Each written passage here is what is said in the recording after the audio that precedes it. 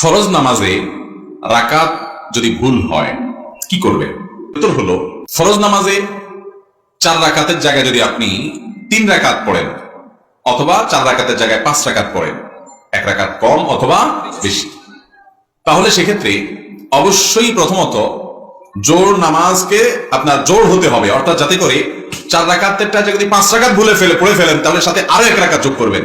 তাহলে আরো 1 রাকাত যোগ করার পর আপনি টের পাইছেন পরে যে আমার 4 রাকাতের জায়গায় তো 5 নম্বর রাকাতে আমি পড়ে ফেলছি, শেষের দিকে আছেন বা সালাম ফেরানোর পরে মনে হয়েছে, তাহলে আপনি আরো 1 রাকাত সাথে যোগ করবেন, করে সিজদায়ে সাহু দিয়ে দিবেন। তাহলে শেষের যে 2 রাকাত এক্সট্রা 2 রাকাত হলো ওইটা নফল হিসাবে গণ্য হয়ে যাবে, ফরজও হয়ে যাবে, কিন্তু শেষে কি দিতে হবে? সিজদায়ে সাহু দিতে হবে। আর যদি 1 রাকাত কম হয়, 3 নম্বর রাকাতে সালাম ফিরে বসে আছেন, এরপর টের পাইছেন যে না রাকাত তো 3টা হয়েছে, একটা কম হয়েছে, বা শেষের দিকে টের পাইছেন, তাহলে কি করবেন? তাহলে অবশ্যই অবস্থায় দাঁড়ায় যাবেন, দাঁড়ায় আরো 1 রাকাত পড়ে ফেলবেন, 1 রাকাত পড়ে এরপরে সিজদায়ে সাহু দিয়ে নামাজ পড়বেন, নামাজ হয়ে যাবে ইনশাআল্লাহ। আর যদি 5 রাকাত পঞ্চম রাকাতের মাঝামাঝি পর্যায়ে বা দাঁড়ানো অবস্থায় মনে হয় 4 রাকাত থেকে উঠে দাঁড়ায় গেছেন, এখন মনে হয়েছে, তাহলে ওই অবস্থায় ফেরত আসবেন, এসে সিজদায়ে সাহু দিবেন বসে, এরপরে নামাজ হয়ে যাবে ইনশাআল্লাহ, এবং আপনার কোনো আর ওই নামাজ দৌড়াইতে হবে না। পঞ্চম রাকাত পড়ে ফেলছেন, শেষে আছেন, তাহলে এবার আরেক রাকাত যোগ করবেন।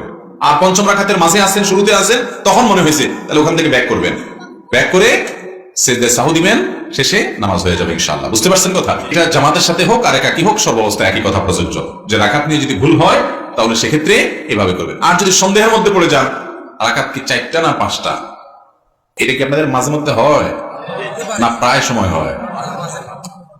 এই রোগীর সংখ্যা বেড়ে গেছে, এত দান্দা মাথা, ফেসবুক, ইউটিউব, টিকটক, লাইক, এটা সেটা, নামাজের মধ্যে আর মনোযোগ ধরে রাখা যায় না, শুধুমাত্র লাল নীল মাথায় আসে, তাই না ভাইরা আমার?